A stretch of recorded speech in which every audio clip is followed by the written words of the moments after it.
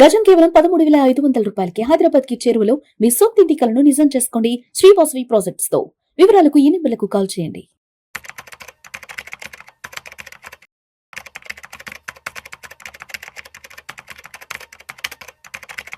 నమస్తే రేవంత్. నమస్తే అండి. సో రేవంత్, 2025వ సంవత్సరం కంప్లీట్ అయిపోయి 2026వ నూతన సంవత్సరంలోకి అడుగు పెడుతున్నాం.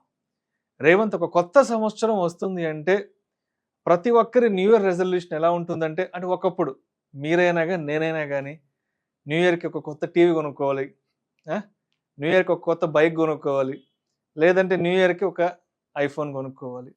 ఇది అందరూ సర్వసాధారణంగా పెట్టుకునే న్యూ ఇయర్ రెజల్యూషన్. బట్ ఇవన్నీ కాకుండా, అందరిలాగా కాకుండా మన న్యూ ఇయర్ రెజల్యూషన్ ఒక యూనిక్గా ఉండాలి. మనం తీసుకోబోయే ఆ న్యూ ఇయర్ రెజల్యూషన్ అనేది 10 కాలాల పాటు మన కుటుంబానికి ఆర్థిక భరోసా ఇవ్వాలి, ఆర్థిక భద్రత కల్పించాలి. అంటే మరి ఈ రాబోతున్నటువంటి 2026వ నూతన సంవత్సరం నుంచి ఎటువంటి ఫైనాన్షియల్ రెజల్యూషన్స్ని తీసుకొని ఇంప్లిమెంట్ చేసుకోవాలి అంటారు మన కుటుంబానికి ఒక ఆర్థిక భరోసా, ఆర్థిక భద్రత కల్పించాలి అనుకుంటే? న్యూ ఇయర్ రిజల్యూషన్ అనేది మనం అసలు ఆ వర్డ్ని ఎందుకు వాడుతున్నాము? మనం గతంలో చేస్తున్నటువంటి తప్పులన్నిటినీ తీసి పక్కకు పెట్టి ఈ కొత్త సంవత్సరం నుంచి కొన్ని మంచి పనులు చేసి మన జీవితంలో కొన్ని మంచి మార్పులు రావటం వల్ల మన క్వాలిటీ ఆఫ్ లైఫ్ కానీ, క్వాలిటీ ఆఫ్ హెల్త్ కానీ ఇవన్నీ కూడా బెటర్ అవుతాయి అని చెప్పేసి, ఇది న్యూ ఇయర్ రిజల్యూషన్ ఒక పర్పస్. ఈ న్యూ ఇయర్ రిజల్యూషన్ లో మోస్ట్ కామన్ గా మీరు చెప్పినటువంటి కొన్ని ఎలిమెంట్స్ కలుపుకుంటారు. మరి కొన్ని ఏమన్నా ఉంటే నేను వాకింగ్ చేస్తా, జాగింగ్ చేస్తా, జిమ్కి పాస్ తీసుకుంటా, ఇంతవరకు కొన్ని తీసుకుంటారు. సరే, ఏ న్యూ ఇయర్ రిజల్యూషన్ కూడా అంత ఈజీగా ముందరికి వెళ్ళేది కాదు. సరే, అది తీసి పక్కన పెట్టండి. సరే, వాటి వల్ల ఇమీడియట్గా పెద్ద ఎత్తున ఇంపాక్ట్స్ డెఫినెట్గా ఉంటాయి. వాకింగ్ లాంటివి చేయడం వల్ల, చేయకపోవడం వల్ల జరిగే నష్టాలు, లాభాలు అన్నీ ఉంటాయి. కాకపోతే మనం ఫైనాన్షియల్ రిజల్యూషన్స్ని కనుక మన వాటిల్లో ఇన్కార్పొరేట్ చేసుకోకపోతే మనం చేసేటువంటివి తప్పు అనే విషయం ఎప్పుడు అర్థం అవుతుందంటే తప్పులన్నీ జరిగిపోయిన తర్వాత. ఆబ్వియస్గా ఎప్పుడైనా అంతే, డ్యామేజ్ జరిగిపోయినాక మనం చేసిన తప్పు అంతే. ఒకప్పుడు అని అంటే సార్, ఇప్పుడు మనకి ఫైనాన్షియల్ గా ఎటువంటి స్టెప్స్ తీసుకోవాలి, ఏమేమి చేయాలి అంటానికి పెద్ద ఎత్తున అవేర్నెస్ లేదు. ఈ రోజు ఇదే సీట్లో కూర్చొని ఎంతో మంది ఎక్స్పర్ట్స్ చాలా 4 విషయాలు చెప్తున్నారు. సరే, ఎండ్ ఆఫ్ ద డే అది వాళ్ళ బిజినెస్ పాయింట్ ఆఫ్ వ్యూలో వాళ్ళ బిజినెస్ వస్తుంది తీసి పక్కకు పెడితే, ఇక్కడికి వచ్చి చెప్పినప్పుడైతే మీకు ఉపయోగపడుతుందిగా. ఉపయోగించుకుంటారా, ఎట్లా ఉపయోగించుకుంటారా అనేది మీ చాయిస్. ఇక్కడ నేను ఈ సీట్లో కూర్చొని మాట్లాడేది ఏ మాట అయినా సరే, గతంలో మీకు కలిసినటువంటి కుటుంబాలు మోస్ట్ కామన్ గా చేసినటువంటి మిస్టేక్స్ ఇప్పుడు మనం ఏం రెక్టిఫై చేయాలి. మోస్ట్ ఆఫ్ ద పీపుల్ చేసేటువంటి మిస్టేక్స్, ఫస్ట్ వన్ వచ్చేసరికి హెల్త్ ఇన్సూరెన్స్. మీ హెల్త్ ఇన్సూరెన్స్ ని ఫస్ట్ రివ్యూ చేసుకోవడానికి, అంటే ఫస్ట్ రివ్యూ చేసుకోండి. మీ హెల్త్ ఇన్సూరెన్స్ విషయంలోకి వచ్చేసరికి, ఏ కంపెనీ, మీ కార్పొరేట్ కంపెనీ ఏదో ఒక ఇన్సూరెన్స్ ఇస్తుంది కదా, దాని మీద డిపెండ్ అయి ఉంటున్న వాళ్ళు బోలెడు మంది. ఎగ్జాక్ట్లీ, చాలా మంది రేవంత్, చాలా మందిని, ఏం బాబు ఒక మంచి హెల్త్ ఇన్సూరెన్స్ తీసుకోవచ్చు కదా, హెల్త్ ఇన్సూరెన్స్ ఉందా అంటే, ఉందండి మా కంపెనీ వాళ్ళు 4-5 లక్షలకి ఇచ్చారండి అంటారు. అవును, ఏంటి 4-5 లక్షలు ఒక్కరికైనా, ఇంట్లో అందరికంటే లేదు, ఫ్యామిలీ ఫ్లోటర్ కింద, గ్రూప్ ఇన్సూరెన్స్ కింద మా ఇంట్లో నాకు, అమ్మ, నాన్నకి, భార్య కలిపి 5 లక్షలు ఇచ్చారండి అంటారు. మరి 5 లక్షలు ఇన్సూరెన్స్ పట్టుకొని ఒక కార్పొరేట్ హాస్పిటల్కి వెళ్తే ఏమాత్రం దేనికి సరిపోతాయి? సరిపోతాయి. ఇప్పుడు నార్మల్ రోబోటిక్ సర్జరీస్ వచ్చాయండి, అవి Tier 2 టౌన్స్ లో కూడా ఎంటర్ అయినాయి. రోబోటిక్ సర్జరీ ఒక్కసారి మిషన్ ఆన్ చేస్తే వాడు 8 లక్షలు బేసిక్ ఛార్జ్ చేస్తాడు. మోకాలు రెండింటికి సర్జరీ చేయించుకుంటే 16 లక్షలు లేవస్తాయి. అండ్ రానున్న రోజుల్లో మెడికల్ ఇన్ఫ్లేషన్ ఏ స్థాయిలో పెరగబోతోంది అంటానికి మీ దగ్గర ఒక అంచనా ఉందా? మరి అంచనా లేని దానికి మనం ఎంత ఇన్సూరెన్స్ తీసుకోవాలి? అంచనాకు అందనంత ఇన్సూరెన్స్ మన దగ్గర పెట్టుకోవాలి. ఎగ్జాక్ట్లీ. మనం ఈ రోజు తీసుకునేటువంటి ఇన్సూరెన్స్ ఈ రోజు కోసం కాదు, భవిష్యత్తులో రాబోయే ప్రమాదాన్ని అడ్డుకోవటం కోసం. నేను నా ప్రతి క్లయింట్కి ఒక ప్రశ్న అడుగుతా, నిజంగా ఏదైనా ప్రాబ్లం వస్తే 5 లక్షలు మీరు మీ జేబులోంచి ఖర్చు పెట్టుకోలేరా? ఇప్పుడు హెల్త్ ఇన్సూరెన్స్ అనేది మీ జేబులోంచి ఖర్చు పెట్టుకోగలిగే అంత అమౌంట్ కోసమా? హెల్త్ ఇన్సూరెన్స్ అనేది మీ లిమిట్ ని దాటిపోయి మీ ఆస్తులు మింగే స్థాయికి వెళ్ళినప్పుడు మిమ్మల్ని కాపాడటానికి. ఎగ్జాక్ట్, అది హెల్త్ ఇన్సూరెన్స్ అని అంటే. ఆ స్థాయిలో ఉండాలి ఒక health insurance. Next term insurance. గొప్పగా ₹1,00,00,000 తీసుకున్నామని అంటారు. ఊసెట్ ₹1,00,00,000 సరిపోతాయని ₹1,00,00,000 తీసుకెళ్లి బ్యాంక్ లో FD చేస్తే గట్టిగా నెలకి ₹50,000 వస్తాయి. ₹50,000 మీ పిల్లలు ఇద్దరిని చదివించటము, వాళ్ళు బతకటము, ఇంకేమైనా అప్పులు ఉంటే అప్పుల్ని తీర్చటము, వాళ్ళ ఇంజనీరింగ్లు, వాళ్ళ పెళ్లిళ్ళు, ఆ తర్వాత మీ భార్య జీవితకాలం బతకడం సరిపోద్దా? దానికి నీడ్ అనాలిసిస్ అని ఒక ప్రాసెస్ ఉంటుంది. మీరు ఒక ప్రాపర్ ఇన్సూరెన్స్ అడ్వైజర్ దగ్గరికి వెళ్ళి నీడ్ అనాలిసిస్ చేయించుకొని అప్పుడు మీరు ఒక టర్మ్ ఇన్సూరెన్స్ తీసుకోవాలి. తర్వాత వచ్చేసరికి మీ దగ్గర ఉన్నటువంటి ఎగ్జిస్టింగ్ ఇన్వెస్ట్మెంట్స్ని రివ్యూ చేయడం మొదలు పెట్టాలి. Existing investment and mutual fund investments కాదు, మీ దగ్గర ఉన్నటువంటి టోటల్ అసెట్స్, దాని ఒక పోర్ట్ఫోలియో అని అంటాం. It could be real estate asset, it could be your life insurance products, it could be your equity products, it could be your commodity products. వీటన్నిటిని ప్రాపర్గా review చేయాలి. ఇప్పుడు నా దగ్గర ఉన్నటువంటి ఏ ఒక ఇన్వెస్ట్మెంట్ అయినా కానీ డెడ్గా ఉంటుందా, దాన్ని ఏమన్నా మనం దాన్ని బాగు చేయగలుగుతామా? బాగు చేయడం అంటే ఏం లేదు, rebalancing of a portfolio. Rebalancing of a portfolio అంటే మనం మ్యూచువల్ ఫండ్ ఒక టర్మినాలజీలోనే వింటాం. Rebalancing of a portfolio should also be done in real estate. If your real estate asset is not generating any cash related returns to you, then it is considered as a dead investment. ఇక్కడ ఈ జీవితానికి కావాల్సింది ఏంటి? Cash. ఇప్పుడు గత సంవత్సరం అంటే గతంలో మన చిన్నప్పుడు కానీ లేకపోతే మన తాతల టైంలో కానీ క్యాష్ ఎక్కువ ఉన్నా లేకపోయినా జీవితాలు గడిచిపోయాయి. కానీ ఇప్పుడున్నటువంటి కండిషన్లో మనకు కావాల్సింది క్యాష్ రిలేటెడ్ అసెట్స్. సో మీకు ఉండేటువంటి అసెట్స్ని నేను రివ్యూ చేసుకొని నేను న్యూ ఇయర్లో దానికి సంబంధించిన నిర్ణయం, సరైన నిర్ణయం, నా క్యాష్ ఫ్లోని పెంచుకునే విధంగా నేను ఒక సరైన నిర్ణయం తీసుకుంటాను అని చెప్పేసి మీరు ఒక రెజల్యూషన్ పెట్టుకోవాలి. మీరు కనుక ఒకవేళ లోన్స్ని కట్టే వాళ్ళు అయినట్లయితే మీకు ఉండేటువంటి లోన్స్లో బ్యాడ్ డెట్స్ ఏంటో ఐడెంటిఫై చేయండి. బ్యాడ్ డెట్స్ అని అంటే ఎక్కువ ఈఎంఐ కట్టేది కాదు, ఎక్కువ ఇంట్రెస్ట్ రేట్తో కట్టేది. ఎక్కువ ఇంట్రెస్ట్ రేట్ కట్టేదాన్ని త్వరగా ఎలా క్లియర్ చేయగలుగుతాము అన్న దాని గురించి కూర్చొని ఒకసారి అనాలిసిస్ చేసుకోవాలి. ఏదన్నా ఒక మంచి పర్సనల్ లోన్ 10.5%కి ఎవరైనా ఒక లిస్టు ఉంటే తీసుకొని అవసరమైతే 15%, 20% ఉండేటువంటి ఇంట్రెస్ట్ రిలేటెడ్ లోన్స్ ఏమైనా ఉంటే వాటన్నిటిని క్లియర్ చేసి 10% దాన్ని కట్టుకోవడం బెటర్. మనమేం చూస్తాము, పెద్ద ఈఎంఐ కడితే దాన్ని బ్యాడ్ లోన్ అంటాం. కాదు, పెద్ద వడ్డీ ఉంటే దాన్ని బ్యాడ్ లోన్ అని అంటారు. మీరు దానికి ఎక్కువ ఎక్సెస్ మనీని పే చేస్తున్నారు. సో ఎక్సెస్ మనీ పే చేసే వాటన్నిటిని అవసరాన్ని బట్టి రీఫైనాన్సింగ్ చేసుకునైనా వాటన్నిటిని క్లియర్ చేయటం వల్ల మీరు తక్కువ డబ్బులు కోల్పోతారు అట్లీస్ట్. అండ్ దాని తర్వాత మీ పిల్లల ఎడ్యుకేషన్కి సంబంధించి కావాల్సినటువంటి ప్రాపర్ అక్యుములేషన్ జరుగుతుందో లేదో ఒకసారి రివ్యూ చేసుకోవాలి. సో ఈ ఎడ్యుకేషన్కి సంబంధించి నెక్స్ట్ ఒక మనిషి జీవితంలో one of the major event ఏదైనా జరుగుతుంది అంటే పిల్లలకి సంబంధించిన education. The most expensive affair in one's life is education.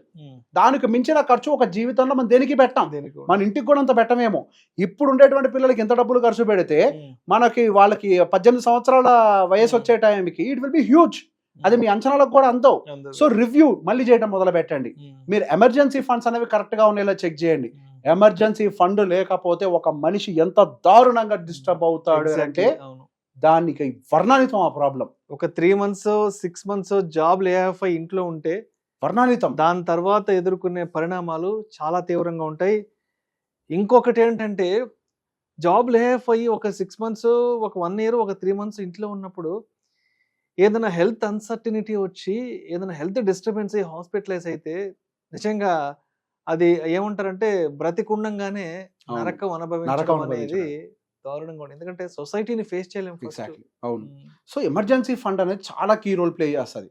ప్రతి మనిషి జీవితంలో దాని అవసరం వస్తుందో రాదో నాకు తెలియదు. కాకపోతే అవసరం వచ్చినప్పుడు మాత్రం సెకండ్ ఛాన్స్ ఇవ్వదు. అది దోల తీర్చేస్తుంది. ఆ పరిస్థితుల్లోకి నెట్టబడకుండా ఉండాలి అని అంటే అదేంటి హెల్త్ ఇన్సూరెన్స్ మన దగ్గర ఎమర్జెన్సీ ఫండ్ ఉంది కదా అని అంటే తప్పు. Emergency fund every year review చేయాలి. మీ లైఫ్ స్టైల్ పోయిన సంవత్సరం ఈ సంవత్సరం ఒకటేనా? కాదు కదా, అప్గ్రేడ్ అవుతుంది కదా. మీ లైఫ్ అనేది అప్గ్రేడ్ అవుతున్నప్పుడు మీ ఎమర్జెన్సీ ఫండ్ కూడా అప్గ్రేడ్ అవ్వాలి కదా. 3 నెలలకి సరిపడా బేసిక్ ఫండ్ మీ బ్యాంక్ అకౌంట్లో ఉండాలి ఖాళీగా. Minimum 3 months.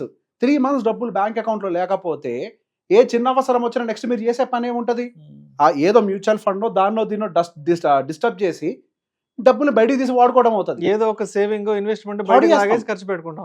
వన్స్ ఈ రోజు మీరు తీసారు అని అంటే రేపు అన్న దాన్ని కాంప్రమైజ్ అయినట్టే కదా. ఎగ్జాక్ట్లీ. ఆ సిచ్యువేషన్ రాకుండా ఉండాలి అని అంటే మీకు సంబంధించినటువంటి ఎమర్జెన్సీ ఫండ్ ని ఎప్పుడు కాన్స్టాంట్ గా రివ్యూ చేయాలి. అండ్ దాంతో పాటుగా టర్మ్ ఇన్సూరెన్స్ కూడా మనం ఫస్ట్ తీసుకున్నప్పుడు 1 కోటికో 2 కోట్లకో 3 కోట్లకో తీసుకొని ఉంటాం. మనం ఆ టైంలో ఆ టర్మ్ ఇన్సూరెన్స్ సరిపోద్ది అనేది ఎస్టిమేట్ చేసి ఉంటాం. మనం టర్మ్ ఇన్సూరెన్స్ క్యాలిక్యులేషన్స్ చేసినప్పుడు మనకు ఉండేటువంటి క్యాలిక్యులేషన్స్ ప్రకారం 3 కోట్లు ఉంటుంది. అదే ఒక 5 years తర్వాత 10 years తర్వాత మన లివింగ్ స్టాండర్డ్స్ అన్ని మారిపోతాయి. లైఫ్ స్టైల్ మారిపోతుంది. మరి మీ టర్మ్ ఇన్సూరెన్స్ ఆ లైఫ్ స్టైల్ కి తగ్గట్టుగా ఉండాలి కదా. ఆ రోజుకి 2 కోట్లు 3 కోట్లు అనేది సరిపోవు, చిన్నదైపోతుంది, చిన్న అమౌంట్ అయిపోతుంది. అంటే ఇవాళ 2025, 26లో 3 కోట్లు 4 కోట్లు పెద్ద అమౌంట్ అవ్వచ్చు. బట్ 2030కు 2035 దేనికి సరిపోదు. కాబట్టి మళ్ళీ దాన్ని రివ్యూ చేయాలి. రివ్యూ చేసుకొని సరిపోదు అనుకున్నప్పుడు దాన్ని పెంచే ప్రయత్నం చేయాలి. మీ దగ్గర మీరు తీసుకున్నారు అని చెప్పేసి దాన్ని అట్లా వదిలేయటం కాదు. మీరు బండి కొన్నారు సార్, మీరు బండిని సంవత్సరానికి ఒకసారైనా సర్వీస్ చేపిస్తేనే కదా అది సర్వైవ్ అయ్యేది. ఉంది కదా అని చెప్పేసి అట్లా వదిలేస్తా సర్వైవ్ అవుతుందా? ప్రతి దానికి మెయింటెనెన్స్ ఉండాలి, రివ్యూ ఉండాలి, హెల్త్ చెకప్ ఉండాలి. హెల్త్ చెకప్ అంటే బాడీకి కాదు, ఫైనాన్షియల్ హెల్త్ చెకప్ ఉండాలి. ఇవన్నీ క్లియర్గా ఉన్నాయా లేదో ఒకసారి మనం ఇన్లైన్ చేసుకొని దాన్ని మన లైఫ్ ముందరకు తీసుకొని వెళ్ళాలి. ఇవి ఏమీ చూసుకోకుండా జస్ట్ ఏదో ఒక లైఫ్ స్టైల్ రిలేటెడ్ రెజల్యూషన్స్ని పెట్టుకుంటే రానున్న రోజుల్లో, అండ్ సాడ్ రియాలిటీ సార్, నేను ఇంతమందిని చూస్తున్నప్పుడు రిటైర్మెంట్కి ఎన్ని కుటుంబాలు ఎలిజిబుల్ ఉంటాయి అని అంటే 1000కి ఒకళ్ళు కనపడుతున్నారు. 1000కి ఒకళ్ళ ఎంత దారుణంగా ఉంటుంది పరిస్థితి. మరి ఏం చేస్తారు? ఎవరి మీద డిపెండ్ అవుతారు? ఒకప్పుడు మనం పెట్టే పెట్టుబడులు పిల్లల మీద పెట్టేవాళ్ళం. ఎందుకు? వాళ్ళే మన భవిష్యత్తు, వాళ్ళు చూసుకుంటారు అనేది ఒకప్పుడు. కానీ ఈరోజు మీరు మీ పిల్లల మీద పెట్టుబడి పెట్టుకుంటూ కూడా మీరు మీ గురించి కూడా పెట్టుబడి పెట్టాలి. మరి ఇవన్నీ చెక్ చేసుకోకపోతే మీ పరిస్థితులు ఏంటి? If by any chance lay off అయితే నా దగ్గర సరిపడా కార్పస్ ఉందో లేదో ఒక ఎగ్జామిన్ చేశారా? నెక్స్ట్ ఇమీడియట్ రెజల్యూషన్ మీరు తీసుకోవాల్సిందే. ఇప్పుడు నా వయసు 35, నేను ఇప్పుడు సాఫ్ట్వేర్లో ఉన్నా, నాకు జీతం వస్తుంది. అది మీ జీవితంలో పర్మనెంట్ కాదు. మీ జీవితంలో జీతం అనేది ఒక పరిమితమైనది, ఒక పర్టికులర్ టైం ఫ్రేమ్ లో జరిగేటువంటి ఒక ఈవెంట్. అది ఒక ఏజ్ తర్వాత దాగిపోద్ది. ఇప్పుడు ఉన్నదాన్ని చూసుకొని నా లైఫ్ ఇలానే ఉంటుందంటే ఎవరు చెప్పారు? Who said? 35 ఏళ్ల వయసుకి శాలరీలో బోనస్లు అవి ఇవి వచ్చి బాగా పీక్ అవుతుంటది. 40 ఏళ్ళు దాటిన తర్వాత మాట్లాడండి, ఇదే మాట నేను ఒప్పుకుంటా.